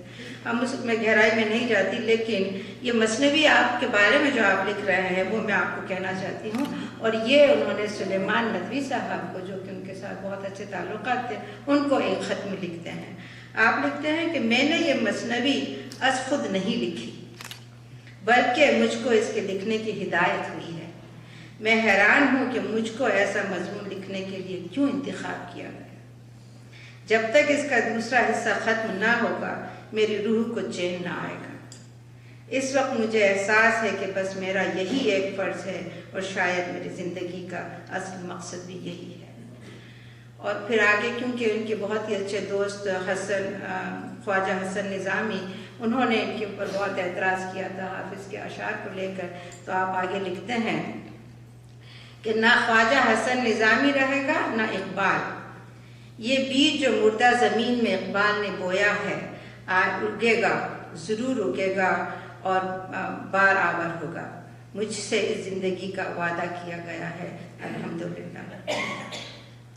خط کا یہ تمام صفحہ پرائیویٹ ہے, بہتر ہوگا کہ آپ اسے طرف کر دیں. زیادہ کیا عرض کروں, نہ پوچھ اقبال کا ٹھکانہ ابھی وہی کیفیت ہے اس کی, کہیں سرے رہ گزر بیٹھا ستم کشے انتظار ہوگا. اور پھر بچوں کے لیے دعا اور سلام لکھا ہے. میں تاشی بھائی سے گزارش کرتی ہوں کہ آئیں اور خودی کے فلسفے کو خیال رکھیں. صدر محفل پروفیسر سید صاحب, امیرہ بہن, خواتین حضرات, علامہ اقبال کی شاعری اور ان کے فلسفیانہ افکار ایک ایسا بے کراں سمندر ہے جسے اپنے سامنے پا کر مجھ ایسے لوگوں کی کم آئیگی کا احساس شدید تر ہو جاتا ہے. یہ کہنا غلط نہیں ہوگا کہ اتنی ہمہ جہت اور پہلودار شخصیت ہمارے ہاں کسی مفکر یا شاعر کی نہیں رہی ہے. اقبال کی سوچ کی گہرائی, پھیلاؤ اور بہاؤ تہدار اور پہلودار ہونے کے ساتھ ساتھ نہایت حیران کن بھی ہے. ان کے فلسفہ حیات اور شاعری کے بارے میں بہت کچھ لکھا جا چکا ہے, بہت کچھ لکھا جا رہا ہے اور بہت کچھ لکھا جائے گا. میں مبارکباد پیش کرتا ہوں امیرہ بہن کو اور انیل بھائی کو جنہوں نے آج اس عظیم شاعر اور فلسفی کو خراج عقیدت پیش کرنے کا اہتمام کیا ہے. تالیوں کے ساتھ مبارکباد.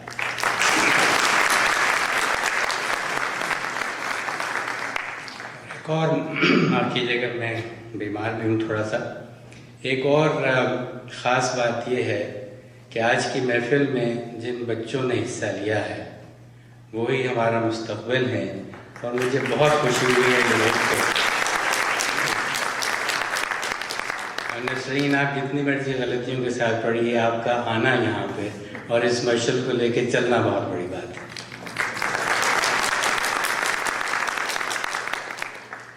امیرہ بہن کے حکم کی تعمیل کرتے ہوئے فلسفہ خودی کے بارے میں چند معروضات پیش کرنے کی جسارت کروں گا. علامہ کا شعر ہے کہ جہاں نے تازہ کی ہے افکار تازہ، معافی چاہتا ہوں، جہان تازہ کی افکار تازہ سے ہے نمود، کہ سنگ و خش سے ہوتے نہیں جہاں پیدا۔ جن افکار تازہ سے اقبال نے مسلمانوں خصوصاً اور اہل ہند کے اور نوع انسانی کی عموماً رہنمائی کی، خود ہی ان افکار میں مرکزی اہمیت اور حیثیت کی حامل ہے۔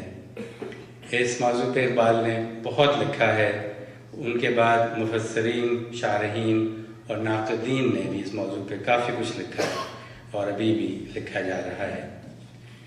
اقبال کا شعر ہے کہ ہو اگر خود نگر خود گر خود گیر خودی، ہو اگر خود نگر خود گر خود گیر خودی، یہ بھی ممکن ہے کہ تو موت سے بھی مر نہ سکے۔ اس شعر پہ غور کیجیے، میری ناقص رائے میں یہ ایک شعر خودی اور اس کے عمل کی بہت کامیابی سے وضاحت کرتا ہے۔ ایک بار پھر پیش کرتا ہوں کہ وہ اگر خود نگر خود گر خود گیر خودی، یہ بھی ممکن ہے کہ تو موت سے بھی مر نہ سکے۔ خواتین حضرات، اقبال کے نزدیک موت طبعی موت نہیں ہے، بلکہ انسان کی خودی کی موت ہے۔ اقبال ایک ایسے دور میں رہے جو 20ویں صدی کی بے قراری کا دور ہے، بلکہ سچ تو یہ ہے کہ پوری 20ویں صدی بے قراری کی صدی ہے۔ تقریباً 5000 سال سے ہمارا معاشرہ جامد معاشرہ تھا۔ 20ویں صدی انقلابات لے کے آئی، سیاست، جمہوریت، نپولین، ہٹلر، فیشزم۔ اقبال نے مذہب اسلام کا اور اس سے وابستہ فلسفہ ہے زندگی کا تو بھرپور مطالعہ کیا ہی تھا۔ ان کا ایرانی ادب اور تصوف کے ذریعے جو فلسفہ روحانیت، الہیات اور مذہب کا فلسفہ پھیلا، جلال الدین رومی جسے وہ اپنا مرشد مانتے ہیں، ان کے توسط سے اقبال کو ایک اور عظیم ورثہ ملا۔ اقبال یورپ گئے تعلیم کے لیے تو وہاں کے فلسفے کا بھی انہوں نے بہت گہرائی سے مطالعہ کیا۔ ہیگل، کانٹ، نیتشے اور برگساں کے فلسفہ حیات سے واقفیت حاصل کی۔ خواتین حضرات، یہ وہ زمانہ تھا جب مغرب کی سیاسی اور اقتصادی فتح مندیاں اپنا نقش قائم کر رہی تھیں اور مشرقی سوچ پہ مغربی فکر کا تسلط بڑھتا جا رہا تھا۔ مشرق کے بڑھتے ہوئے احساس کمتری، بے چارگی اور درماندگی نے رفتہ رفتہ اقبال کو نئے سیاسی عقائد کی تشکیل پہ آمادہ کیا۔ دین و دنیا، عقل و نظر کا انحطاط اور تہذیب کے ساتھ ساتھ عقلی زوال یافتگی کے اس مرحلے پر اقبال نے اپنا شورۂ آفاق فلسفہ خودی پیش کیا اور یوں فرد اور قوم کا رشتہ زندگی کی محکم اور صالح اقدار سے جوڑ دینے کا آغاز کیا۔ مغرب کی اندھادھند تقلید کی مذمت کرتے ہوئے اقبال نے کہا تھا کہ جو عالم ایجاد میں ہے صاحب ایجاد، جو عالم ایجاد میں ہے صاحب ایجاد، ہر دور میں کرتا ہے طواف اس کا زمانہ، تقلید سے ناکار نہ کر اپنی خودی کو، کر اس کی حفاظت کہ یہ گوہر ہے یگانہ۔ پیام مشرق کے دیباچے میں اقبال نے لکھا کہ اقوام مشرق کو یہ محسوس کر لینا چاہیے کہ زندگی اپنے اندر کسی قسم کا انقلاب پیدا نہیں کر سکتی جب تک پہلے اس کی اندرونی گہرائیوں میں انقلاب نہ ہو۔ بال جبریل میں شامل نظم ساقی نامہ میں معاف کیجیے گا، اقبال خودی کی صراحت یوں کرتے ہیں کہ یہ موج نفس کیا ہے، تلوار ہے۔ یہ موج نفس کیا ہے، تلوار ہے۔ خودی کیا ہے، تلوار کی دھار ہے۔ خودی کیا ہے، راز درون حیات۔ خودی کیا ہے، بیداری کائنات۔ خودی جلوہ بدمست و خلوت پسند، سمندر ہے ایک بوند پانی میں بند۔ اندھیرے اجالے میں ہے تابناک، منو تو میں پیدا، منو تو سے پاک۔ اور ازل اس کے پیچھے ہے ابد سامنے، ازل اس کے پیچھے ابد سامنے، نہد اس کی پیچھے نہد سامنے۔ مہمان کرام، اقبال کے نزدیک خودی فرد اور قوم کی زندگی کا نشان امتیاز ہے اور زندگی کے مقصد کے تعین کا ایک گرامایا جوہر۔ یہ وہ جوہر ہے جس سے فرد اور قوم کی شخصیت کی تکمیل ہوتی ہے۔ مشہور نقاد پروفیسر علی احمد سرور نے کہا تھا کہ غالب نے اردو شاعری کو ذہن دیا اور اقبال نے اسے وحدت فکر اور ذوق یقین دیا۔ اردو زبان و ادب کے ایک اور محترم نام اور مشہور نقاد ڈاکٹر سلیم اختر نے اقبال کے تصور خودی کو اس طرح سے پیش کیا ہے۔ وہ کہتے ہیں کہ جس طرح نظام شمسی میں سورج کی حیثیت ہے اور دیگر سیارے متعینہ مدار پر سورج کے گرد گردش کرتے ہیں، کچھ یہی عالم اقبال کے فلسفیانہ نظام کا بھی ہے۔ اس نظام میں خودی کو شمسی یعنی مرکزی حیثیت حاصل ہے اور بقیہ تصورات جیسے مذہب، عشق، مرد مومن یا مرد کامل وغیرہ سب اس کے تابع ہیں۔ یہی نہیں بلکہ نظام شمسی میں ذیلی سیارچوں کی طرح اقبال کے فلسفیانہ نظام میں کچھ اور خصوصی خیالات بھی ہمیں ملتے ہیں، جیسے مذہب کے ذیل میں تعلیم، عورت، سیاست اور معاشرت وغیرہ۔ اسی طرح عشق کے ذیل میں عقل اور وجدان، مرد مومن یا مرد کامل کے ذیل میں فخر، توکل اور غنا جیسے کلیدی موضوعات ہمیں نظر آتے ہیں۔ ابھی امیرہ بہن نے مصرعی اسرار خودی کا حوالہ دیا تھا، اس میں اقبال نے خودی کی تربیت کے لیے 3 مرحلے تجویز کیے ہیں۔ پہلا مرحلہ ہے اطاعت کا۔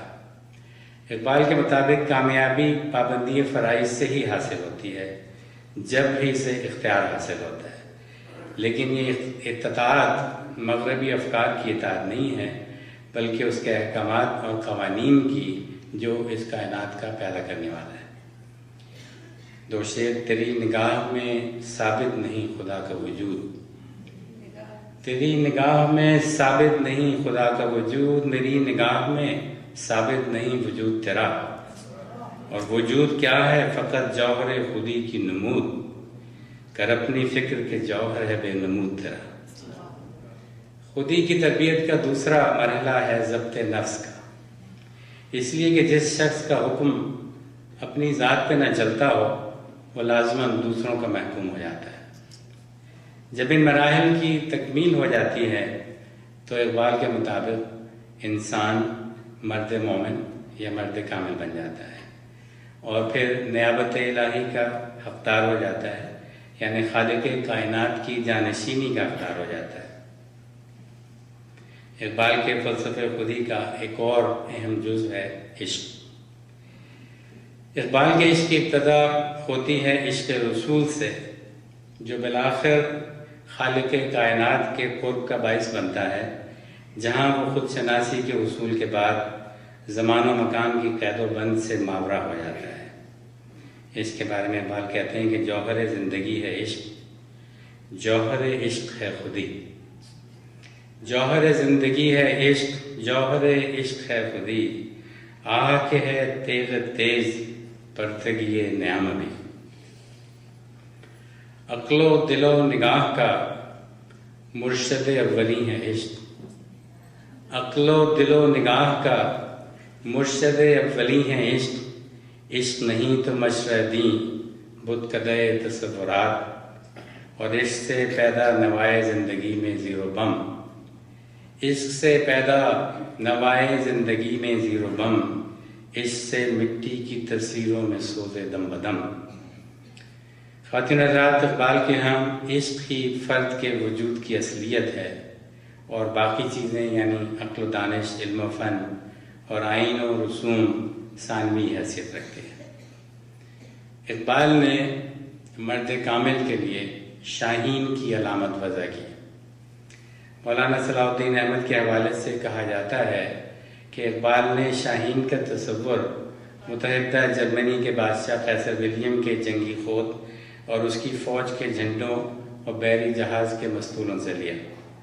علی احمد سرور کے نام علامہ نے اپنے خط میں علامت شاہین کی وضاحت کرتے ہوئے لکھا کہ شاہین قرون اولیٰ کے مسلمانوں سے بہت مماثلت رکھتا ہے، وہ بلند پرواز ہے، آشیانہ نہیں بناتا، اس کی طبیعت میں توکل ہے، وہ سخت کوش ہے اور کسی کا مارا ہوا شکار نہیں کھاتا۔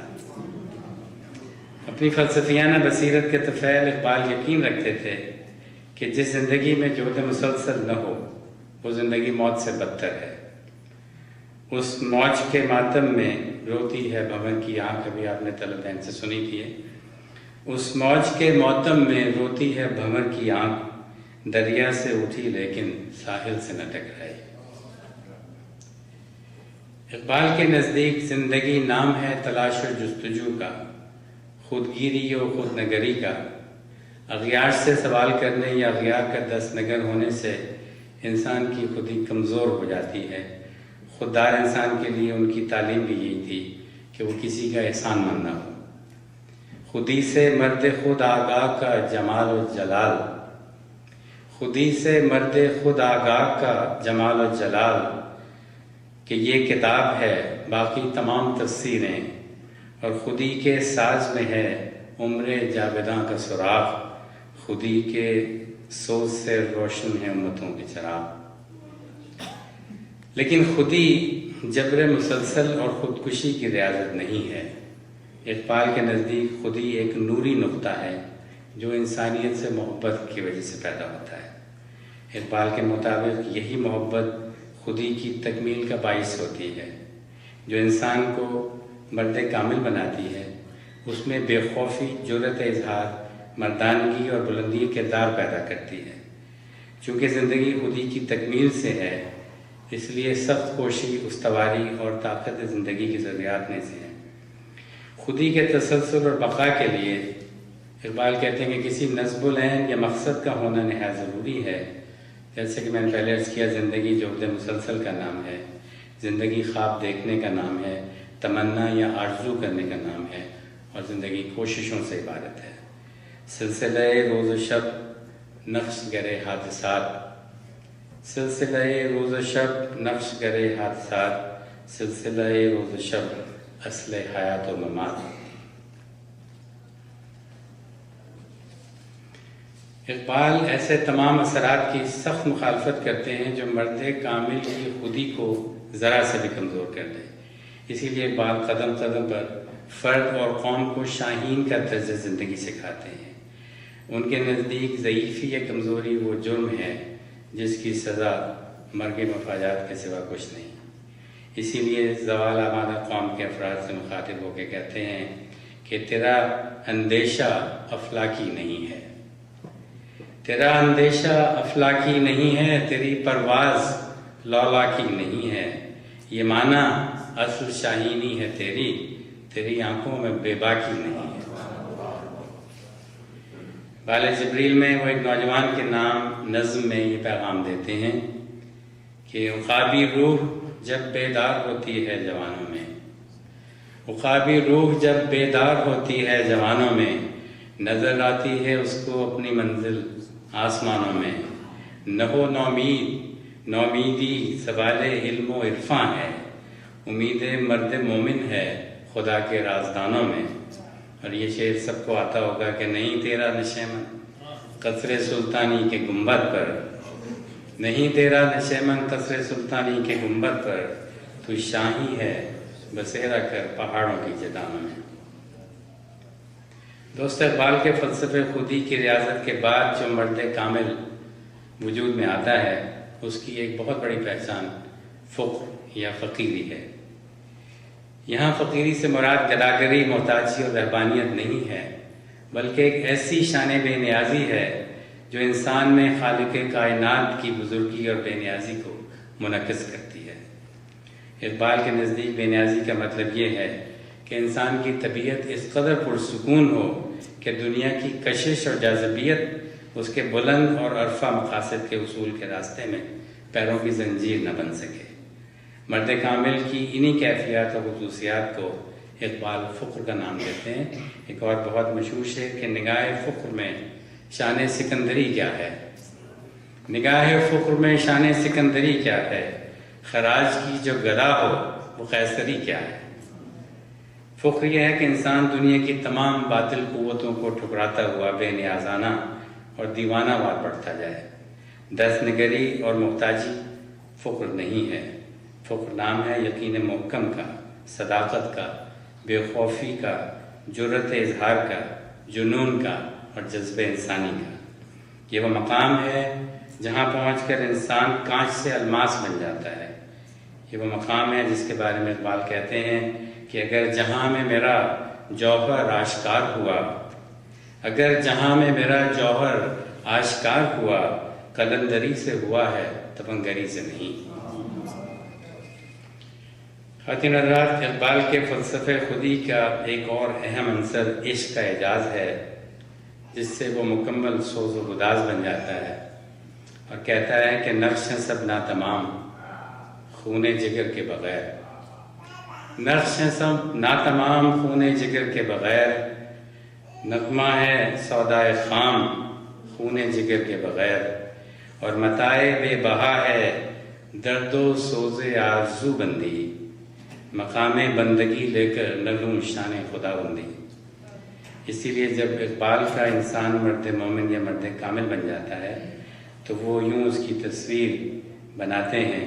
میں آپ نے ابھی سنا حمیدہ بہن سے ایک بار پھر کہ نرم دم گفتگو گرم دم جستجو، نرم دم گفتگو گرم دم جستجو، رزم ہو یا بزم ہو پاک دل و پاس باز، اور جو حلقہ یاراں ہے تو ریشم کی طرح نرم، جو حلقہ یاراں ہے تو ریشم کی طرح نرم، رزم حق و باطل ہو تو فولاد ہے مومن۔ بہت شکریہ۔ میں اب انوپما سے گزارش کرتی ہوں کہ وہ تشریف لائیں اور علامہ اقبال کا کلام پیش کریں۔ آج سب سے پہلے علامہ اقبال کی ایک نظم آپ کے سامنے پیش کرتی ہوں جس کا عنوان ہے زمانہ۔ جو تھا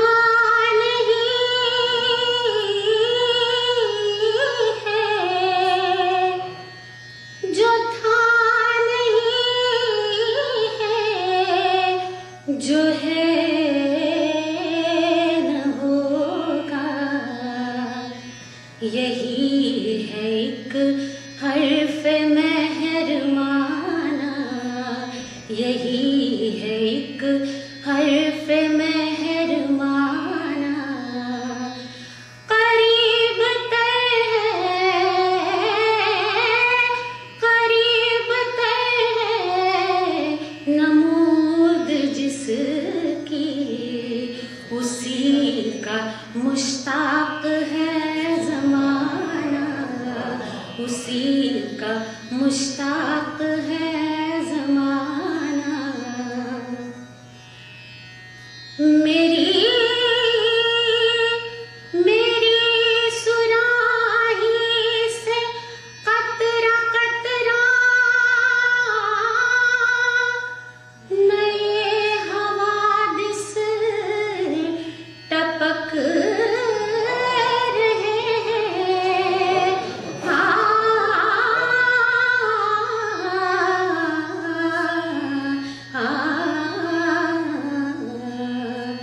میری سراہی سے قطرہ قطرہ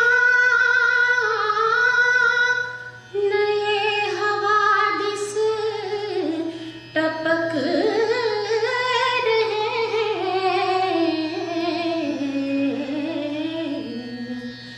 میں اپنی تصویر روز و شب کا شمار کرتا ہوں دانا دانا، میں اپنی تصویر روز و شب کا شمار کرتا ہوں دانا دانا،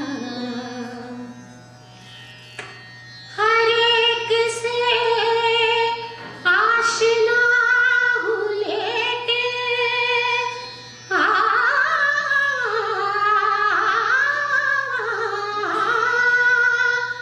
ہر ایک سے آشنا ہوں لیکن جدا جدا رسم و راہ میری،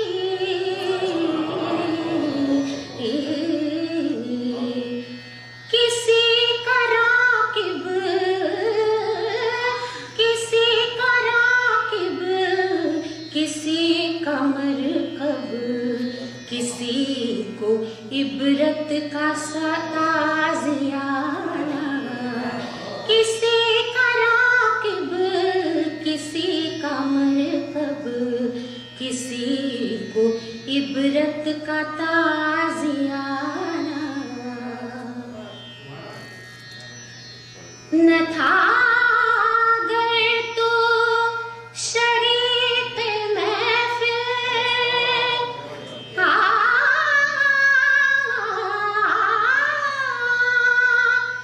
न था अगर तो शरीक महफिल कुसूर मेरा है या कि तेरा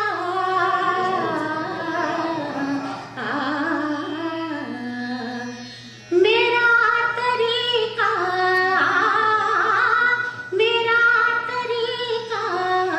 नहीं कि रख लूं किसी के खातिर मैं शबाना मेरा तरीका नहीं कि रख लूं किसी के खातिर मैं शबाना हवा है उनकी फज़ाएं उनकी समंदर उनके जहाज उनके हवाएं उनकी फज़ाएं उनकी समंदर उनके जहाज उनके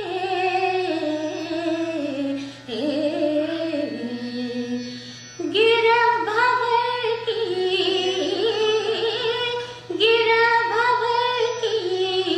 खुले तो क्यों कर भंवर है तकदीर का बहाना गिरह भंवर की खुले तो क्यों कर भंवर है तकदीर का बहाना हवा है वो तुंद और तेज लेकिन चराग अपना जला रहा है हवा है वो तुंद और तेज लेकिन चराग अपना जला रहा है वो मर्द दरवेश जिसको हक ने दिए है अंदाज खुसरवाना वो मर्द दरवेश जिसको हक ने दिए है अंदाज खुसरवाना जो था नहीं है जो है न होगा यही है एक हर्फ मेहरमाना करीब तर है नमूद जिसकी उसी का मुश्ताक है ज़माना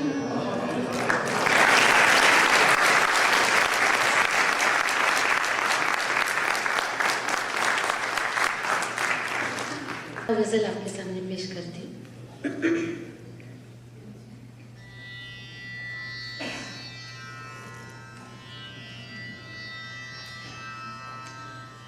गेसुए ताबदार को और भी ताबदार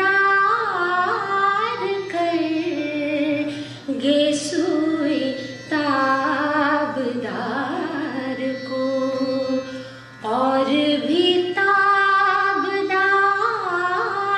कर होशो खिरद शिकार कर कल्बो नजर शिकार कर ये सूए ताबदार को इश्क